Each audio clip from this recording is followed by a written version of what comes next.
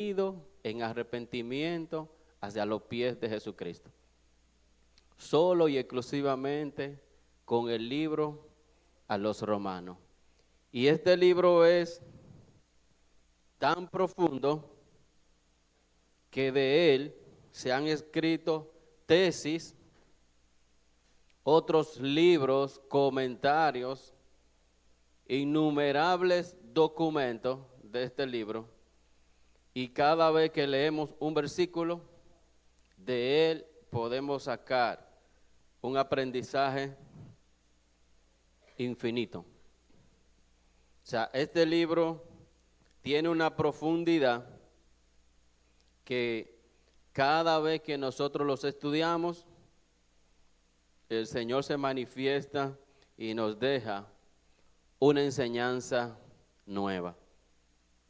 Y es por eso que en Semana Santa nosotros consideramos que este libro o este capítulo que vamos a estar estudiando es oportuno para nosotros recordar la muerte del Señor Jesucristo en la cruz.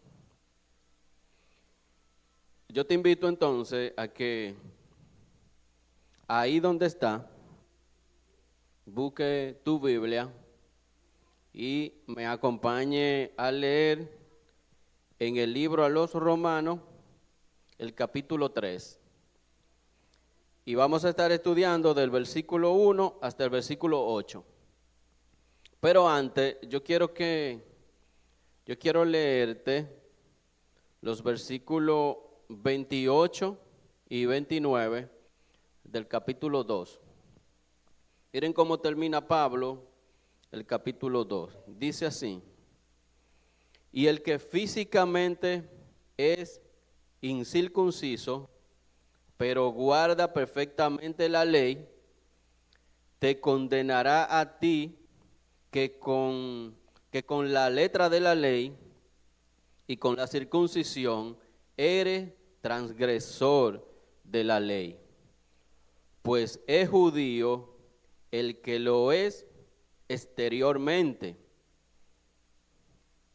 Perdón, dice, pues no es judío el que lo es exteriormente, ni es la circuncisión la que se hace exteriormente en la carne, sino que es judío el que lo es en lo interior.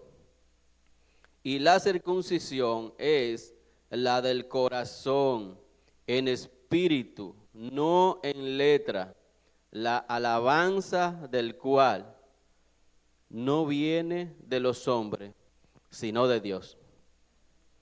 Entonces, en ese contexto que termina el apóstol Pablo, se va a desarrollar ahora una especie de una discusión que el apóstol Pablo establece con un judío imaginario. O sea, el apóstol Pablo hace la pregunta y se responde él mismo. Y esa pregunta que el apóstol Pablo hace está fundamentada en todo lo que el apóstol Pablo había experimentado cada vez que había predicado el evangelio a los judíos. Y es por eso entonces que él, cuando escribe esta carta, empieza a formular posibles preguntas que él sabe que vendrán. Y lo que vamos a ver del versículo 1 al versículo 8 es específicamente esas respuestas que el apóstol Pablo va a estar dando a cada una de esas preguntas que la va a hacer este judío imaginario. Entonces vamos a la lectura. Capítulo 3, versículo 1. Yo estoy leyendo la Reina Valera, dice así. ¿Qué ventaja tiene pues el judío? ¿O de qué aprovecha la circuncisión? Versículo 2. Mucho, en todas maneras. Primero, ciertamente que les ha sido confiada la palabra de Dios. Segunda pregunta, versículo 3. Pues que si algunos de ellos han sido incrédulos, su incredulidad habrá hecho nula la fidelidad de Dios. Versículo 4. De ninguna manera, antes bien sea Dios verás, y todo hombre mentiroso, como está escrito, para que seas justificado en tus palabras y venzas cuando fueres juzgado. Y si nuestra injusticia hace resaltar la justicia de Dios, ¿qué diremos? ¿Será injusto Dios que da castigo? Hablo como hombre, dice Pablo. En ninguna manera. De otro modo, ¿cómo juzgaría Dios al mundo? Pero si por mi mentira la verdad de Dios abundó para su gloria, ¿por qué aún soy juzgado como pecador? ¿Y por qué no decir, como se nos calumnia, y como algunos cuya condenación es justa, afirman que nosotros decimos, hagamos males para que vengan bienes? Fíjense que a lo largo de toda la epístola del apóstol Pablo, él desarrolla una verdad contundente y que está precisamente en ese versículo 23 que Giovanni mencionaba. Toda la humanidad está bajo pecado. Esa es una verdad que prevalece en toda la carta. Y Pablo dice que tanto los judíos como los gentiles han fallado delante de Dios. Por eso dice, por cuanto todos pecaron, todos están destituidos de la gloria de Dios. Pensemos en esa primera pregunta que hace este judío imaginario. ¿Qué ventaja tiene pues el judío? Si nosotros humanamente pensamos en la historia que ha vivido el pueblo elegido de Dios, podríamos pensar de cuál ventaja tienen los judíos. Este pueblo ha sido en toda su trayectoria, ha estado marcado por el sufrimiento, por la esclavitud, por las guerras, por el exilio, por la persecución, por las humillaciones permanentemente. Y recordemos que desde Egipto, unos 400 años de esclavitud, unos 40 años en el desierto, que no pudieron entrar a la tierra prometida. Luego de todo eso, fueron conquistados, fueron esclavizados una y otra vez y pasaron por la tragedia más grande, el Holocausto, donde murieron más de 6 millones de judíos. Humanamente nosotros pudiéramos pensar y decir cuál es realmente la ventaja de ser judíos. Sin embargo, el apóstol Pablo revela la ventaja que ellos tienen en el pasaje. Y es lo que vamos a ver más adelante. la respuesta a esa pregunta. Pero también es importante que nosotros notemos que el apóstol Pablo enseña en este pasaje que el privilegio que tenían los judíos de tener la palabra no le exime de culpa. Eso no le garantiza la salvación, o sea, no era un boleto para que el pueblo sea salvo. La salvación, el apóstol Pablo enseña que es por gracia. Y es ahí donde viene la raíz de esta primera pregunta. Entonces, ¿cuál es la ventaja de ser judío? Se pregunta el oyente. Ser descendiente de Abraham, conocer la ley y practicar todos los rituales religiosos que ellos llevaban, encabezados por la circuncisión, no aseguraba una relación correcta con Dios. Más bien, estos privilegios aumentaban la responsabilidad del pueblo judío. Aumentaba la responsabilidad porque ellos conocían la ley, y por eso el apóstol Pablo en los versículos anteriores del capítulo 2 termina diciéndole que no tienen excusa. No hay excusa, ¿por qué? Porque ellos conocen la ley. Y por eso es que Pablo confronta en este pasaje la falsa seguridad religiosa de los judíos, mostrando que la herencia espiritual no lo salva. No hay una salvación directa por el hecho de ser descendiente de Abraham. Es lo que el apóstol Pablo le está diciendo. Las ceremonias que ellos hacían no justifican. El Señor Jesucristo es quien justifica. Y tercero, la salvación es únicamente por la fe en Jesucristo.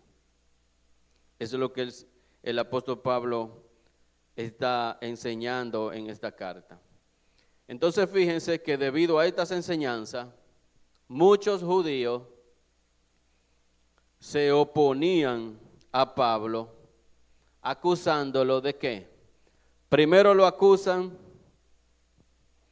de que Pablo quiere atacar al pueblo de Dios. Él quiere atacar al pueblo de Dios porque está diciendo que es judío, dice Pablo, termina diciendo, es judío el que lo es en el interior. Y ellos decían que es judío todo el que se hacía la circuncisión. Para ellos eran un pueblo elegido por Dios y todos los demás estaban apartados. Entonces Pablo aquí lo está igualando, le está diciendo que todos, por cuanto todos pecaron, todos están destituidos de la gloria de Dios. Evidentemente que esta afirmación hace ver al apóstol Pablo como quien está atacando al pueblo de Dios. Ven al apóstol Pablo también como el que está atacando a las promesas de Dios. ¿Qué le había prometido Dios al pueblo de Israel?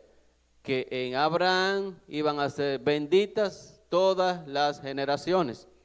Y ellos se creían benditos porque eran descendientes de Abraham. De hecho, en los evangelios, al mismo Jesucristo, ellos le dicen, nosotros somos descendientes de Abraham. Y por último también, ellos en esta pregunta acusan al apóstol Pablo de atacar a la pureza de Dios. A la pureza de Dios. Y es de ahí que viene el título que le hemos puesto al pasaje de hoy, que está fundamentado de la idea central del versículo 4,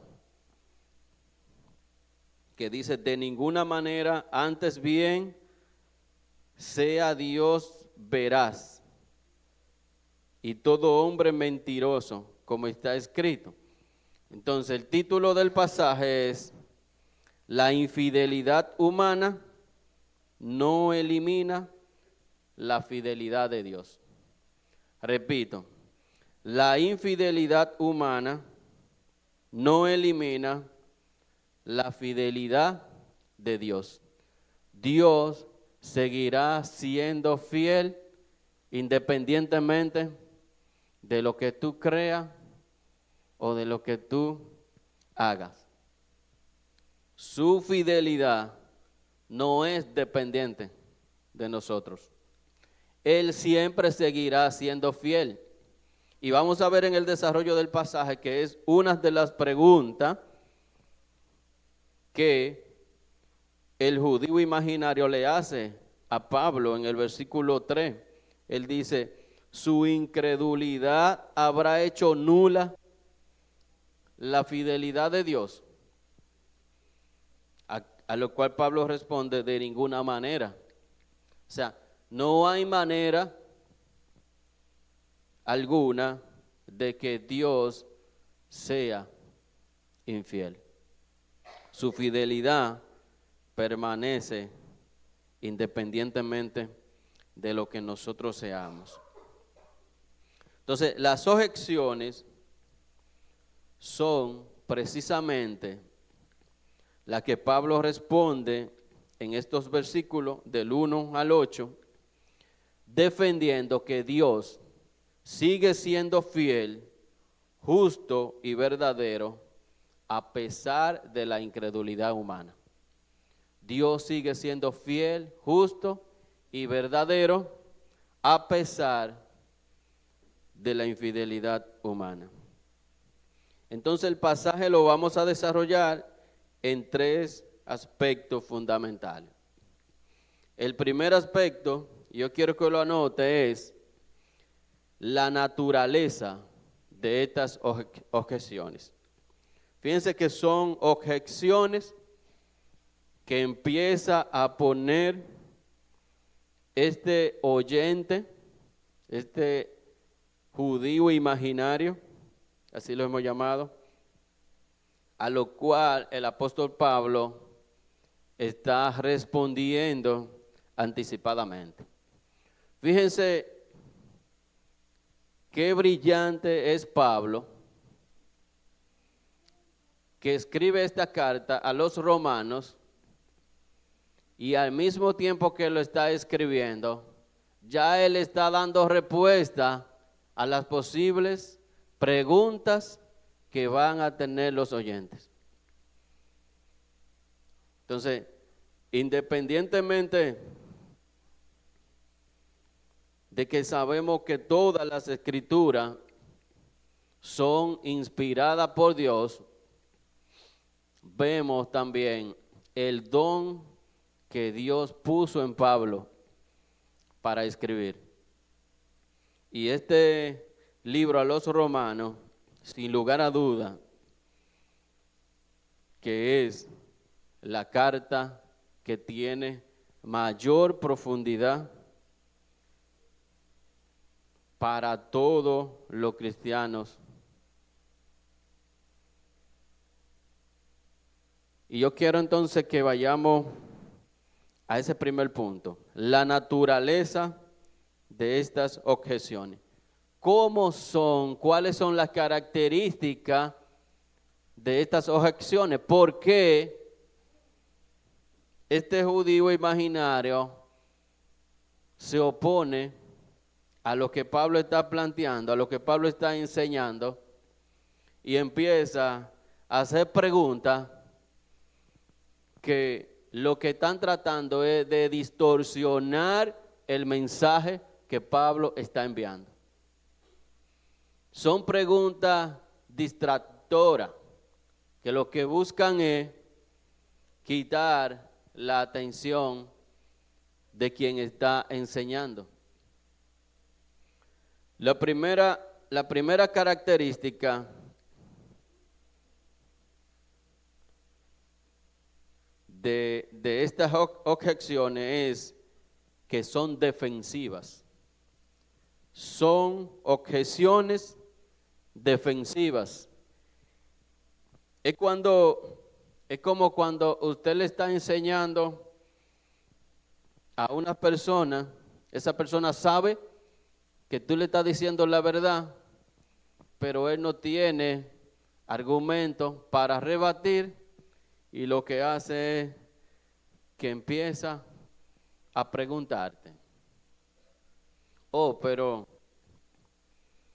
¿y qué ventaja tienen los judíos?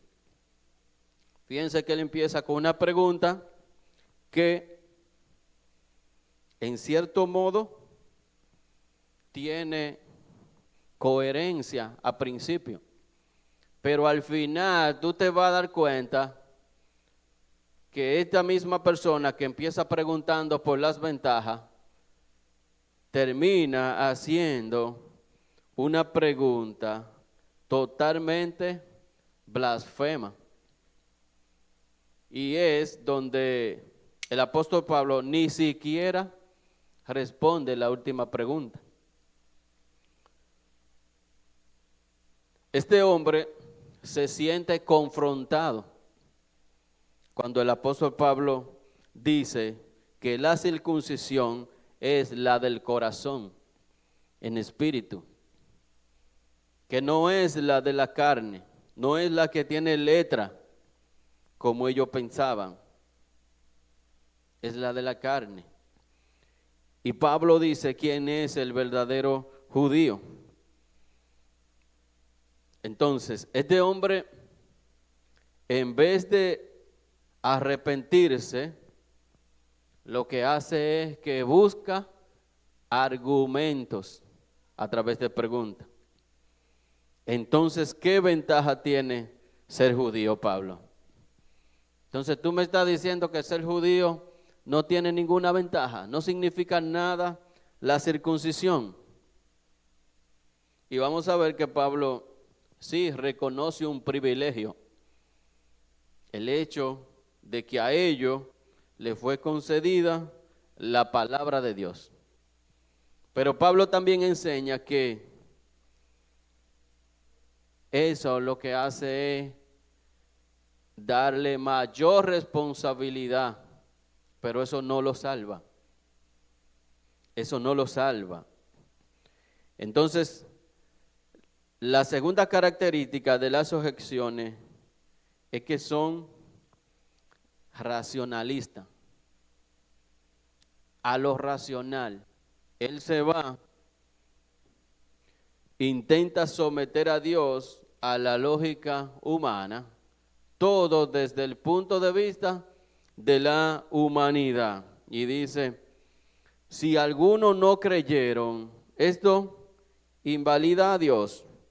O como lo dice la Reina Valera en el versículo 3. Pues que si algunos de ellos han sido incrédulos, su incredulidad habrá hecho nula la fidelidad de Dios. Es el intento de juzgar a Dios con la mente humana. Este hombre está poniendo a Dios en el banquillo de los acusados. O sea, él está tomando el lugar de Dios. Él quiere poner a Dios y decir, si algunos de ellos han sido incrédulos, su incredulidad habrá hecho nula la fidelidad de Dios. A lo cual vamos a ver más adelante cómo Pablo responde también. De ninguna manera, dice el apóstol Pablo, él sigue siendo fiel. La tercera característica de las objeciones son objeciones que distorsionan la verdad. son objeciones que distorsionan la verdad. Esto es tomar una verdad y retorcerla. Dios es glorificado incluso en medio de pecado, quiere decir en el versículo 5 y 7, cuando Él dice, y si nuestras injusticias hace resaltar la justicia de Dios, ¿qué diremos? Mientras más pecadores nosotros somos, le estamos dando una oportunidad a Dios, es lo que Él está planteando, para que su gloria se magnifique. Es como si usted dijera, Dios debería agradecerme porque yo peco mucho, porque es una oportunidad para Él manifestar su gloria. Entonces, es una verdad que Él la toma, pero la retuerce. Esa es la otra característica. Toman una verdad y la tuercen, queriendo poner como que el pecado es bueno.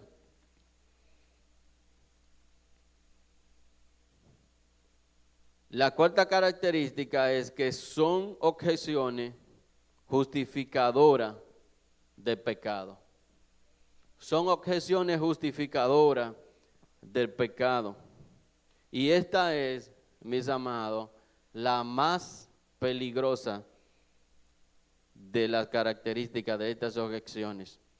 Hagan males o hagamos males para que vengan bienes. Oiga bien, hagamos males para que vengan bienes. Eso es totalmente contradictorio a lo que Pablo responde y dice que esos son calumnias. Esos son calumnias de esos que se inventan. O sea, hagamos males para que vengan bienes. Aquí, este judío imaginario no solo cuestiona, sino que también usa la gracia como una excusa para pecar. Él quiere poner la gracia como una excusa deliberada para pecar de manera constante. Y la última característica que lo dice el mismo texto es que son objeciones calumniosas. Son objeciones calumniosas.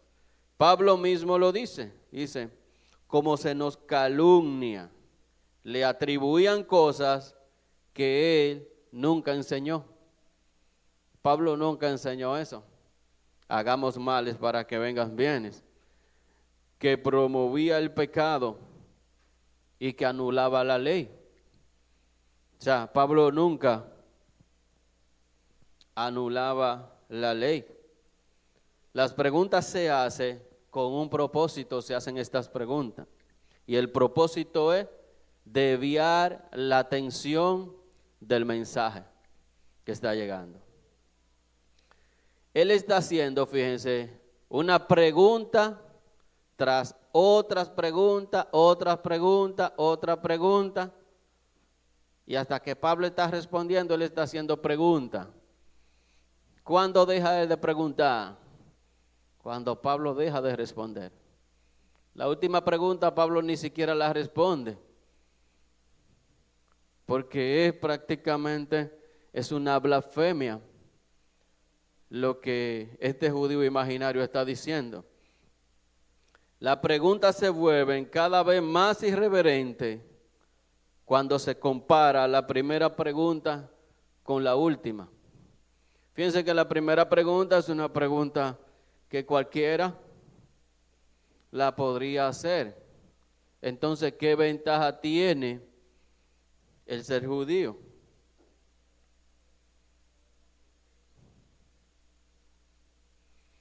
Fíjense cómo comienza el objetor de Pablo. Comienza desviando la atención y termina blasfemando. ¿Quieres desviar la atención o más bien ridiculizar al escritor de la carta. Ellos prefieren, como dice Pablo en el capítulo 1, ellos prefieren detener la verdad con la mentira, en vez de recibir por fe la salvación en Cristo. Él está tratando de buscar una justificación, una respuesta a cosas que están apartadas de lo que Pablo está enseñando. En vez de ir en arrepentimiento y fe, entonces él va a buscar excusa para tratar de desviar la atención del mensaje.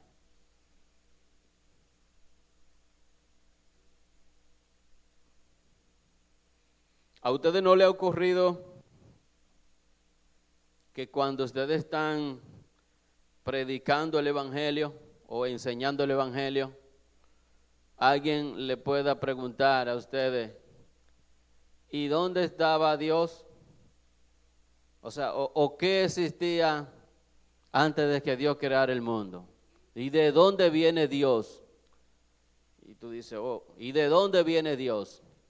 En vez de creer el evangelio de la salvación que tú le estás enseñando, él empieza entonces a buscar preguntas para justificar su incredulidad. Y es lo que este judío imaginario, este hombre está haciendo en estas preguntas. Él está haciendo preguntas para tratar de desviar la atención del mensaje claro, preciso, que el apóstol Pablo está dando en el capítulo 1 y el capítulo 2 de lo que tú debes hacer para ser salvo.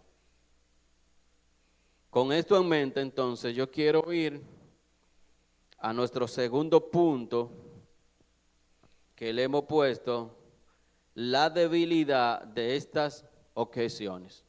Primero vimos las naturalezas de las objeciones y ahora vamos a ver la debilidad de estas objeciones. La primera debilidad que vemos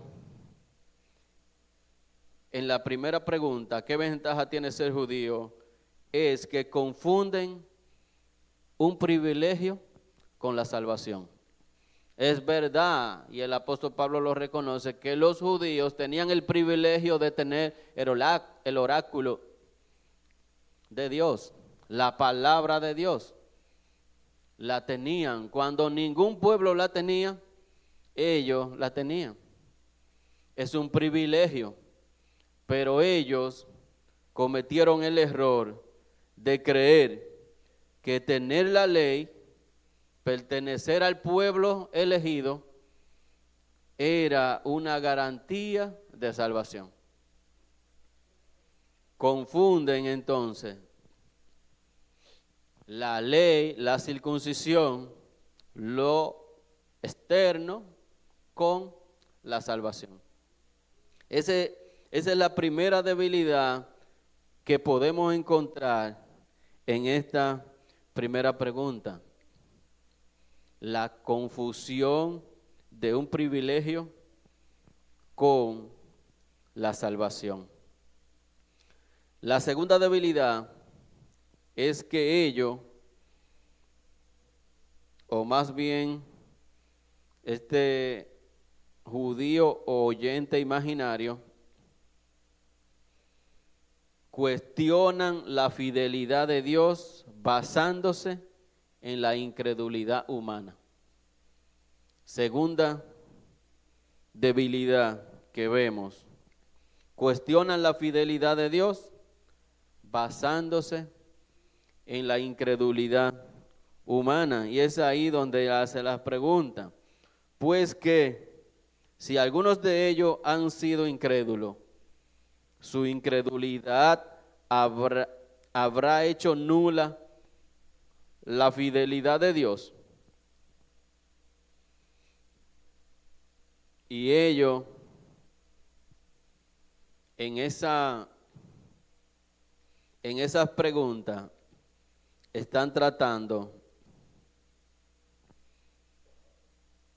de cuestionar la fidelidad de Dios. Ellos están cuestionando a Dios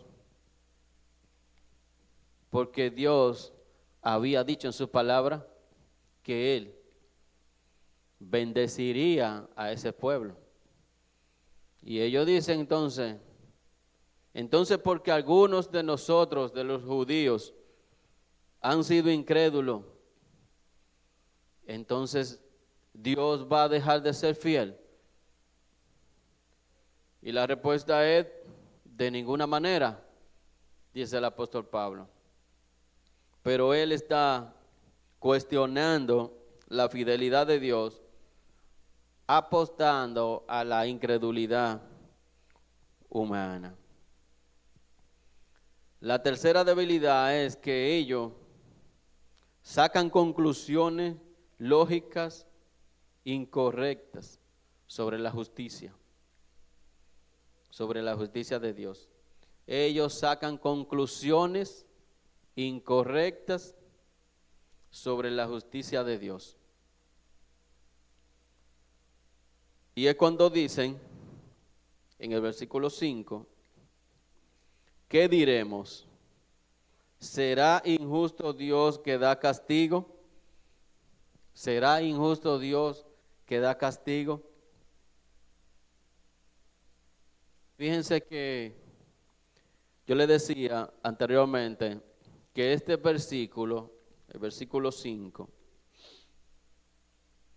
era como cuando ellos le decían a Dios que Dios debería agradecer al pecador, porque el pecado del hombre servía para magnificar la gloria de Dios.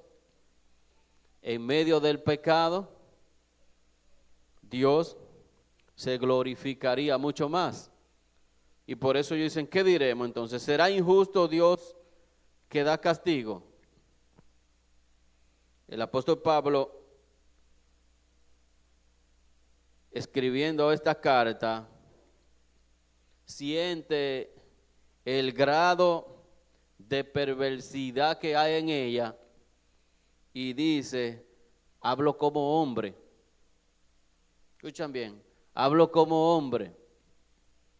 Esta pregunta, porque eso sería poner a Dios como que no es Dios, porque simplemente le están quitando la justicia de Dios. Y si Dios no es justo, entonces no es Dios, porque Él es justo. Es su carácter y Él no cambia. Entonces, la pregunta lleva a cuestionar y a poner a Dios como un Dios injusto porque castiga el pecado. La cuarta debilidad es que ellos niegan el juicio de Dios. Ellos niegan el juicio de Dios. Y esto, sin lugar a duda, que destruye el carácter justo de Dios.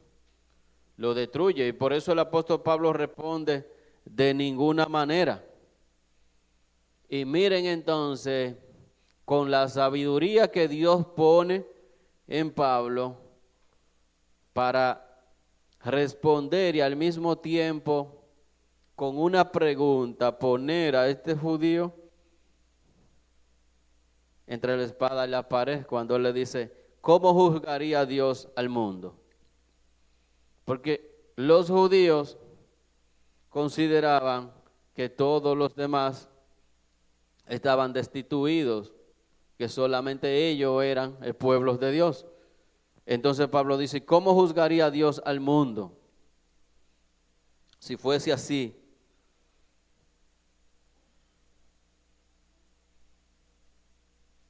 Noten que Es tan fuerte la pregunta que el apóstol Pablo, repito, dice, hablo como hombre. Hablo como hombre. Y la siguiente debilidad que vemos es que ignora la verdad, la verdadera condición del hombre. Ignora la verdadera condición del hombre y niegan su propia culpabilidad. Esa es la quinta y última debilidad que vemos cuando ellos dicen en el versículo 8, ¿y por qué no decir, como se nos calumnia, dice el apóstol Pablo, o como algunos cuya condenación es justa y afirman que nosotros decimos, hagamos males para que vengan bienes? Ellos ignoran la verdadera condición del hombre y niegan su propia culpa. La persona que está debatiendo con Pablo que acaba de escuchar todos los argumentos que Pablo acaba de dar en el capítulo 1 y el capítulo 2, en vez de ir en arrepentimiento y arrodillarse para ser perdonado, entonces él lo que quiere es que el apóstol Pablo responda todas las preguntas que a él le vienen en mente. Este hombre está colocando a Dios, así como lo he dicho anteriormente, en el banco de los acusados, y él se sube al estrado de juez. Él se coloca en el lugar del juez. Y yo quiero decirte, mi estimado hermano, que Dios no está obligado a responder ninguna de tus preguntas. Él no está obligado a responder ninguna de tus preguntas. Eres tú que debe ir siempre a responder, porque dice su palabra que todos nosotros compareceremos ante el tribunal de Cristo. Y es a nosotros que se nos va a preguntar. O usted no va a ir a pararse allí delante de Dios y a decirle, oh Dios, ¿y por qué tú no me revelaste que yo debía arrepentirme? ¿Cuántas veces no te lo reveló? O sea, no somos nosotros que vamos a ir a preguntarle a Dios. Él no está obligado a responder nuestras preguntas. Es todo lo contrario. Todo lo contrario. Fíjense cómo responde el apóstol Pablo en Romanos 9, 20. Romanos 9, versículo 20. Dice el apóstol Pablo ante esto: mas antes, oh hombre, ¿quién eres tú para que alterque con Dios? ¿Quién eres tú para que alterque con Dios? Dirá el vaso de barro al que lo formó, ¿por qué me has hecho así?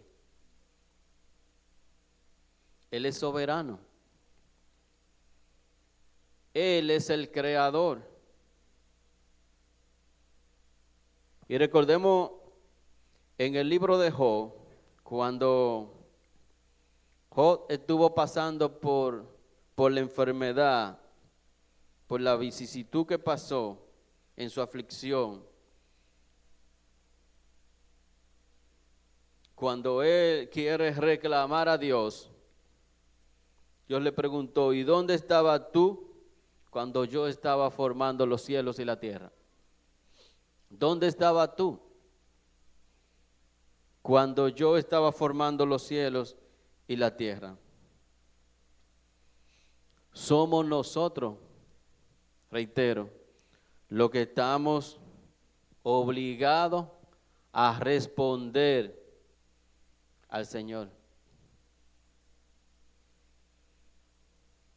Con esto en mente, entonces, yo quiero que vayamos a nuestro tercer y último punto, y es las respuestas a las objeciones. Vimos primero las naturalezas de las objeciones. Segundo punto, las debilidades de las objeciones. Y ahora vamos a ver lo que el mismo texto enseña, las respuestas a esas objeciones. ¿Cómo responde Pablo a cada una de estas objeciones? Versículo 1 y 2. ¿Cuál es la ventaja? Dice este judío. ¿Qué ventaja tiene pues el judío? ¿O de qué aprovecha la circuncisión?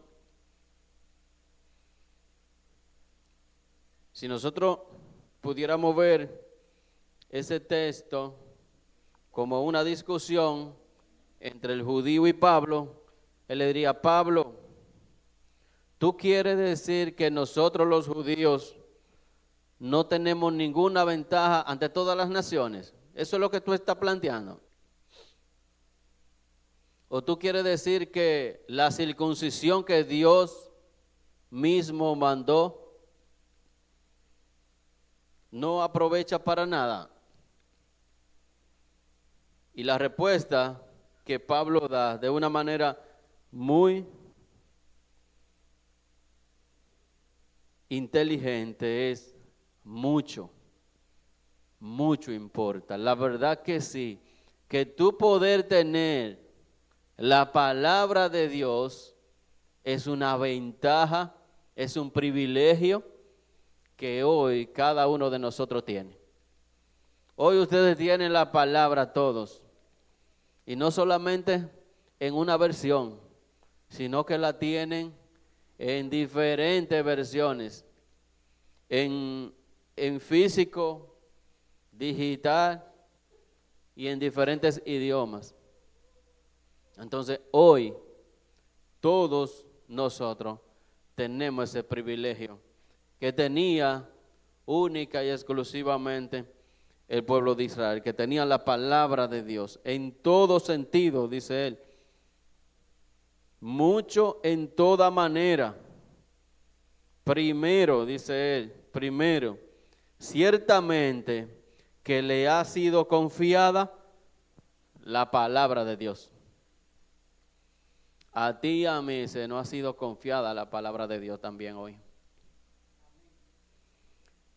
Y esa es la gran ventaja que tiene.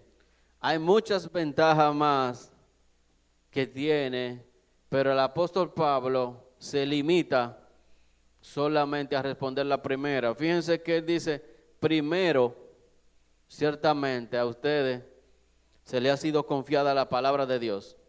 Pero en el capítulo 9, el apóstol Pablo sigue dando muchas de las ventajas que tienen los judíos. Pero Pablo va de manera precisa a dar una respuesta. ¿Por qué? Porque esta persona está buscando distorsionar o retorcer la palabra. Prácticamente él está deteniendo la conversación. No está abundando mucho porque sabe la raíz de estas preguntas. Y él está tratando de frenar la conversación. Pero en el capítulo 9 sigue entonces respondiendo. Sigue respondiendo a esta pregunta. Pablo le está diciendo que aunque ciertamente, como dice la palabra, ciertamente le ha sido confiada la palabra de Dios, ya en el capítulo 1 y el capítulo 2, está claro que ellos, al igual que todas las demás naciones, necesitan arrepentirse para ser salvados. Y que tener la ley, tener la palabra, no era un boleto para la salvación. Esa ventaja no le eximen de la ira de Dios. ¿Por qué? En el versículo 18 del capítulo 1, el apóstol Pablo empieza a detallar y dice, porque la ira de Dios se revela desde el cielo contra toda impiedad e injusticia de los hombres que detienen con injusticia la verdad. Que detienen con injusticia la verdad, porque lo que de Dios se conoce le es manifiesto, pues Dios se lo manifestó. Y vemos entonces que el apóstol Pablo, aunque responde y enseña que verdaderamente hay un privilegio, ese privilegio no lo salva. Necesitan arrepentirse. El privilegio es real, pero no garantiza la justicia delante de Dios. Es verdad que hay un privilegio, dice Pablo, pero con eso ustedes no son salvos. Segunda objeción. La segunda objeción que hace la persona, el oyente, dice, pues que si algunos de ellos han sido incrédulos, su incredulidad habrá hecho nula la fidelidad de Dios. Respuesta de Pablo en el versículo 4. De ninguna manera. Es una respuesta categórica. Antes bien, sea Dios veraz y todo hombre mentiroso. Fundamentado en la fidelidad de Dios, porque Dios es fiel cuando promete. Dios es fiel cuando promete, pero también es fiel para cumplir con su propósito. También es fiel para cumplir cuando hay una transgresión. Si Dios es veraz y todo hombre mentiroso, es el fundamento que el apóstol Pablo utiliza para responder a esta pregunta que empieza a subir de tono, porque empieza a juzgar la fidelidad de Dios. Empieza a poner en entredicho la fidelidad de Dios. Si Dios dijo que me iba a bendecir, tiene que bendecirme. O si no, Dios no es fiel. Porque Él lo dijo y así debe ser.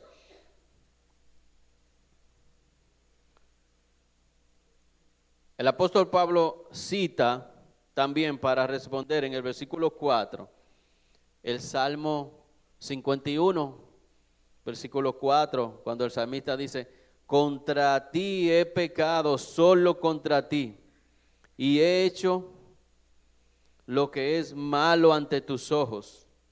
Por eso, tu sentencia es justa y tu juicio irreprochable. Fíjense bien.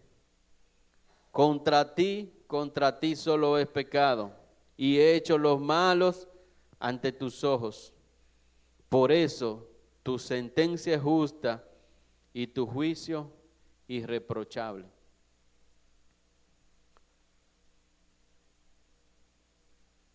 El salmista está confesando su pecado, pero sabe que el juicio de Dios es justo. El juicio de Dios es justo porque Él es justo. Dios siempre es justo. Y si Dios, como dice el apóstol Pablo, no fuera justo, ¿cómo juzgaría al mundo? ¿Cómo juzgaría al mundo entonces? Cuando Dios castiga el pecado, Dios está siendo justo. Es lo que el apóstol Pablo está diciendo en esta cita del versículo, del Salmo.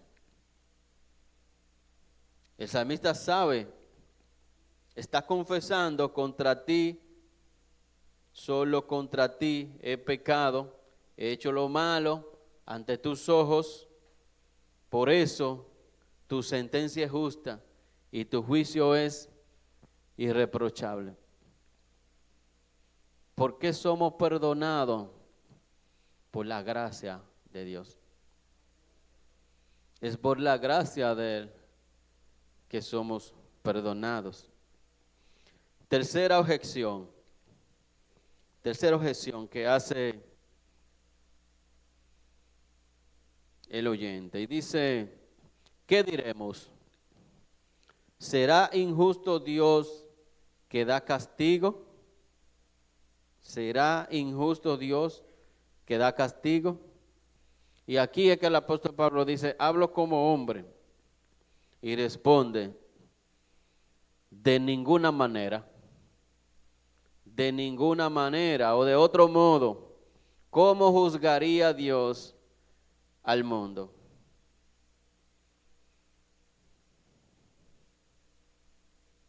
¿Cómo juzgaría Dios al mundo?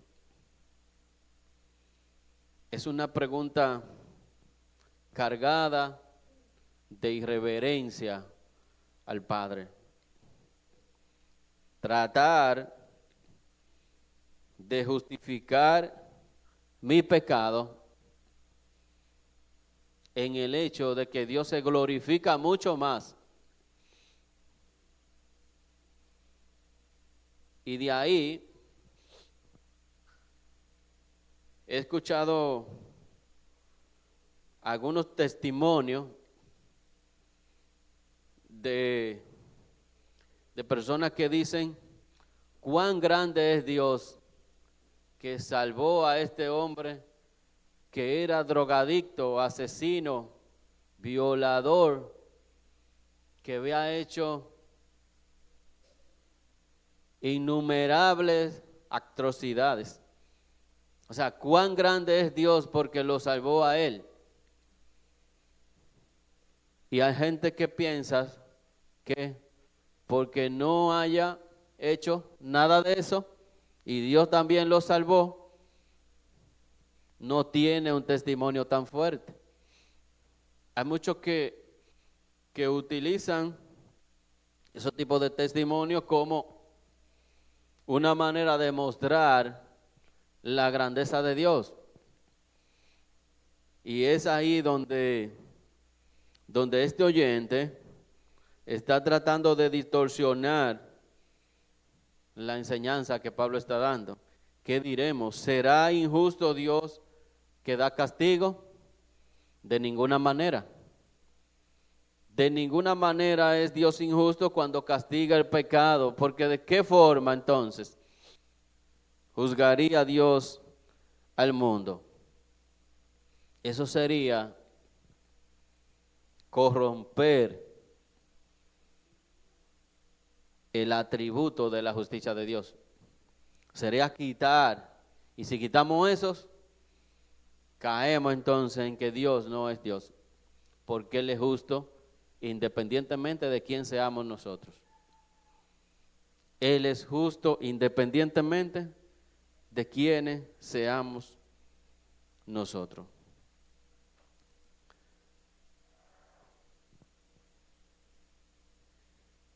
Fíjate que sería injusto que Dios castigue por el pecado si con eso Él se manifiesta más en su gloria. Eso es exactamente lo que este oyente está tratando de decir. Entonces Dios debería dar gracia a todo aquel que peca, para Él manifestar su gloria. Oh, cuán grande es Dios que perdona a todos los pecadores. Entonces, mientras más pecamos, más se glorifica a Dios. Esa es la manera de retorcer el mensaje. Pero mis amados, si Dios nos juzga, Él no es justo. Él no es justo. Y si no es justo, entonces no puede ser Dios. ¿Entienden el trabalengua? ¿Entienden? Bien, si Dios nos juzga, no es justo. Y si no es justo, no puede ser Dios. No puede ser Dios, porque Él es justo.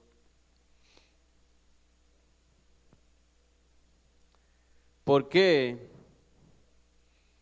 Entonces, en la siguiente respuesta, ¿por qué no hacer lo malo para que venga lo bueno? La última pregunta que hace este judío imaginario. Fíjense bien cómo termina en el versículo 8, prácticamente blasfemando contra Dios. Él dice la escritura, ¿y por qué no decir como se nos calumnia? Aquí, eso está entre paréntesis, vean que el apóstol Pablo lo pone. Y dice, es una calumnia eso, lo que se va a decir. ¿Y por qué no decir como se nos calumnia y como algunos cuya condenación es justa?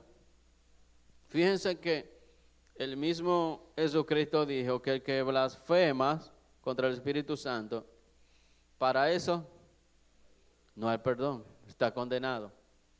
Y el apóstol Pablo está diciendo que su condenación es justa, para eso es justa. Afirma que nosotros decimos, hagamos males para que vengan bienes. La condenación de esto es justa. Y aquí, fíjense que el apóstol Pablo detiene la conversación. No hay una respuesta. Ustedes vieron que todas las preguntas que él había hecho, la primera es responder mucho, en toda manera. La segunda dice de ninguna manera. La tercera dice de ninguna manera. ¿Cómo juzgaría Dios al mundo? Pero en esta última pregunta, el apóstol Pablo no responde. Ni siquiera la responde porque es una blasfemia. Esta última pregunta es tan absurda, tan blasfema, tan necia, que indudablemente el apóstol Pablo dice, ya, con este hombre no se puede hablar más. Lo entrego, ya. Estimado hermano, lo que el pasaje nos enseña es que independientemente de que hoy tú y yo tengamos a mano la ley, la Biblia, inspirada por Dios, escrita por hombres, eso no nos garantiza la salvación. El apóstol Pablo está respondiendo a este hombre inquietudes, preguntas que lo que vienen es a distorsionar y a tratar de ridiculizar al predicador, o en este caso al escritor del libro. Y el apóstol Pablo llega al final de este versículo 8 a tomar una manera de responder que habla muchas veces más que las palabras, el silencio. Hay pregunta, mi estimado hermano, que usted debe guardar silencio. Y el silencio le dará la respuesta. Es lo que el apóstol Pablo está haciendo. Yo quiero entonces que anotemos unas aplicaciones que podemos extraer de este pasaje. Lo primero es que este pasaje nos llama a dejar de confiar en los privilegios externos que tenemos. Nos llama a dejar de confiar en los privilegios. Y más bien nos manda a examinarnos con honestidad delante de Dios. Dejemos los privilegios, olvidémonos de los privilegios y examinémonos delante de Dios. La primera aplicación que nos da. La segunda, no basta con conocer la palabra, con asistir todos los domingos a la iglesia, con tener una herencia cristiana. Que yo soy hijo de 2 padres cristianos. Yo me salvé porque mis padres son cristianos. No basta con eso. Lo que Dios demanda de ti y de mí es una fe verdadera que produce obediencia y sometimiento a su palabra. No es conocer su palabra, es someterse a su palabra.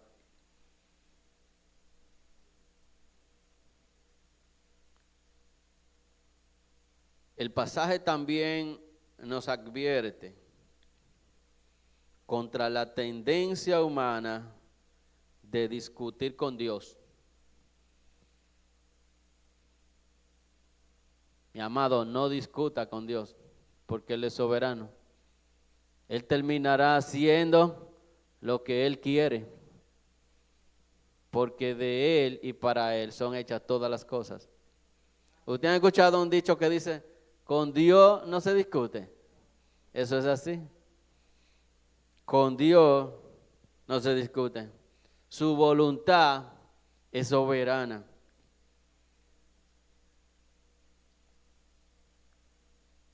Entonces, en lugar de discutir con Él, lo que tú y yo debemos hacer es someternos a Él. Sometimiento a Él. No es discutir, no, Dios, ¿por qué yo voy a ir a la iglesia? Porque su palabra manda que nos congreguemos. No discuta eso. Su palabra dice que debemos congregarnos. Entonces usted no tiene que preguntarle a Dios que por qué tiene que venir a la iglesia. No tiene que discutir eso con Él, sino someterse a Él. En ese mismo orden también debemos cuidarnos de usar argumentos para justificar el pecado y de malinterpretar la gracia como una licencia para pecar. Estimado hermano, la gracia no es una licencia para pecar. Repito, de usar argumentos para justificar el pecado y el malinterpretar la gracia como licencia para pecar. La gracia no es una licencia para pecar. Más bien, la gracia es un don de Dios, es un regalo de Dios. Es un regalo de Dios. ¿Y qué usted hace con los regalos? Uno se siente agradecido. Y agradecer a Dios permanentemente todos los días por su gracia, por su misericordia. Es un regalo de Él. Lo siguiente es que este texto nos confronta a reconocer nuestra verdadera condición. Esto nos lleva a reconocer nuestra verdadera condición. ¿Y cuál es la verdadera condición de nosotros? Que todos nosotros somos pecadores. Pecadores que necesitamos la salvación. Somos salvos por gracia. Y como todos pecaron, como dice el apóstol Pablo en el versículo 23, todos, no dice algunos, sino todos pecaron. Y en ese todo estamos nosotros. Estamos destituidos. Pero de nuevo Cristo nos ha restaurado. Nos ha restaurado. Entonces, repito, este texto nos confronta a reconocer nuestra verdadera condición. Pecadores necesitados de la salvación, llamados a humillarnos y a rendirnos completamente a la verdad de Dios. Llamados a humillarnos, a rendirnos completamente a la verdad de Dios. En conclusión,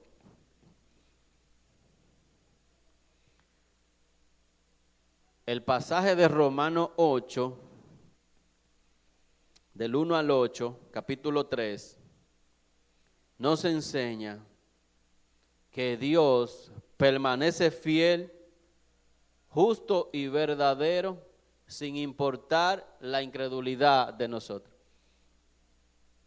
Él permanece fiel, justo y verdadero, sin importar la incredulidad humana. Mis amados, el problema no está en Dios, está en el corazón del hombre. Está en el corazón del hombre que en vez de creer en el Evangelio, entonces se justifica y hace preguntas para tratar de distorsionar la verdad de Dios.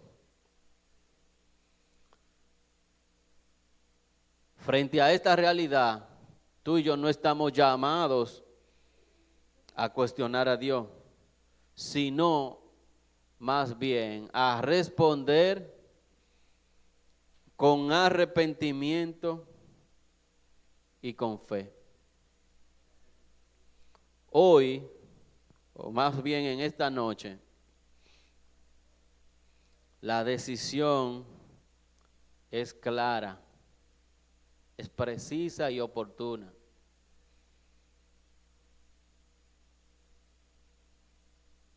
Seguir justificándonos o rendirnos ante la verdad divina de Jesús. Es la decisión, y yo te invito a tomar la decisión de cada día, cada minuto de tu vida, rendirnos ante los pies de Cristo, porque solo Él puede salvarnos. Amén. Vamos a ponernos entonces de pie para terminar en oración.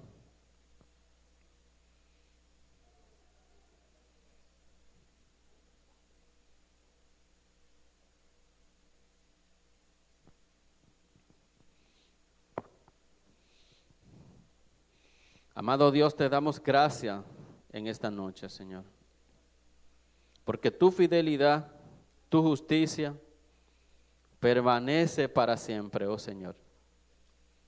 Oh Señor, perdona nuestra incredulidad, Señor. Aparta de nosotros, Señor, toda distracción, toda pregunta distractora, Señor, que nace en nuestros corazones, Señor. Cada vez que oímos el Evangelio, Señor, tratamos de buscar preguntas para justificar nuestra culpa y nuestro pecado, Señor. Oh Señor, líbranos de eso, Señor. Llévanos constantemente al arrepentimiento, oh Padre. Ayúdanos, oh Señor, que cada día nosotros te alabemos a ti y te glorifiquemos a ti, oh Señor. Y que nuestras decisiones sean siempre en obediencia a tu santa palabra, oh Señor. Ayúdanos, oh Señor, a depender cada día más de ti, Señor. Sabiendo que tú no necesitas ser defendido, Señor. Y que nosotros somos quienes necesitamos urgentemente ser salvados por ti, Señor. Oh Señor, sálvanos constantemente, Señor. Que tu salvación, Señor, permanezca para siempre, como lo dice tus palabras, Señor. Para todo lo que hemos creído en ti, Señor. Ayúdanos, Señor, a permanecer hasta el fin, como dice tu palabra, Señor. Llévanos, Señor, a que cada día nosotros podamos reverenciar tus nombres, que nosotros podamos glorificar tu nombre, Señor. Oh Señor, que nuestras dudas se aparten cada día de nuestro pensamiento, Señor. Que tus palabras sigan dando luz en medio de toda la oscuridad que el mundo pone, Señor, delante de nosotros. Ayúdanos, oh Señor, a que tus palabras permanezcan iluminando nuestro entendimiento. Llévanos, Señor, a esa reverencia a tu santo nombre, Señor. Que tu Espíritu Santo siga convenciéndonos cada día, Señor, de pecado y de juicio. Que nosotros sabemos, Señor, que como enseña tus palabras, Señor, todo hemos pecado, Señor. Pero sabemos que tú has venido, Señor, con tu obra redentora a salvarnos. Gracias, mi Señor amado. Gracias por tu salvación y por tu amor, Señor. En Cristo Jesús.